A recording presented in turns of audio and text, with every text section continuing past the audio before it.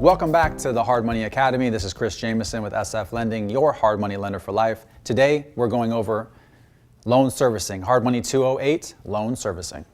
Servicing your loan can either be done in-house by a lender or offloaded to a third party. Some key differences between an in-house servicer and a third-party servicer are things like a third-party servicer is not partial, so they're very objective.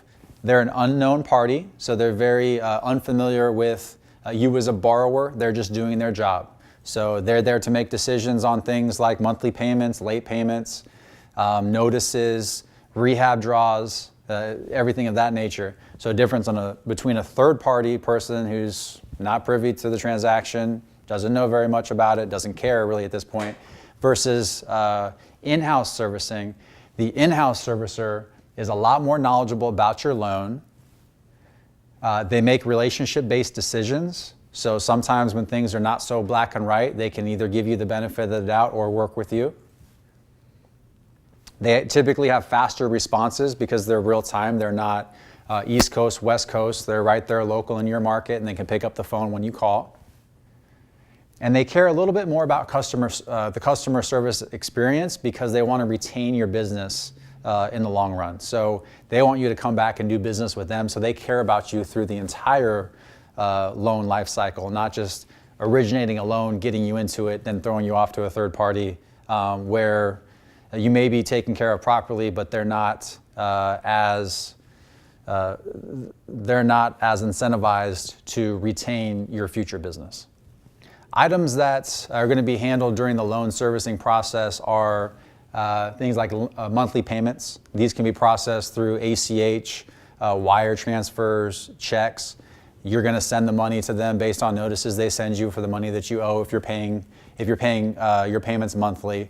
And they're going to keep track of everything, pay the lender. They're going to collect money from you and pay the lender and make sure everything is handled properly. Now, your first payment is typically the full month after you close. So if you close September 15th, you're typically going to pay that September interest for the rest of the month up front. That's called prepaid interest. And then your, what comes after September? Then your October interest will be paid in arrears on November 1st. They will also handle any kind of escrows if applicable. They will also handle any kind of escrows if applicable, like property insurance and taxes. If it's towards the end of the year, taxes are typically due January 31st. They will handle the payment of those taxes for you. The loan servicer also handles notices, and these notices can be payment statements, late notices, maturity notices, extension agreements, non-sufficient funds, electronic transfer notices, like if you are requesting money for a rehab draw, they'll let you know when those funds have been transferred back to you. And they will control the entire draw process. So I'll go into that in the next section, but the basic outline, this process typically takes 3 to 4 days. That's from your request to them sending you the funds. You're going to submit a draw request. An inspection is going to be ordered. The inspection will be performed and a report will be delivered to the servicer. The servicer will make a recommendation to the lender for release of funds and release the funds to the borrower.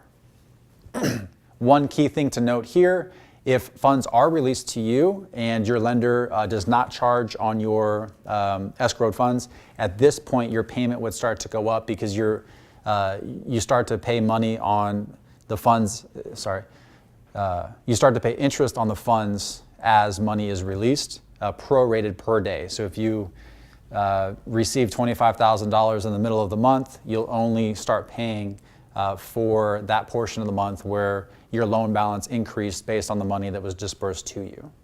That concludes Hard Money 208, loan servicing. If you have any questions, please feel free to send me an email at cjameson, C as in Chris, Jameson, @sflending.com. Thanks.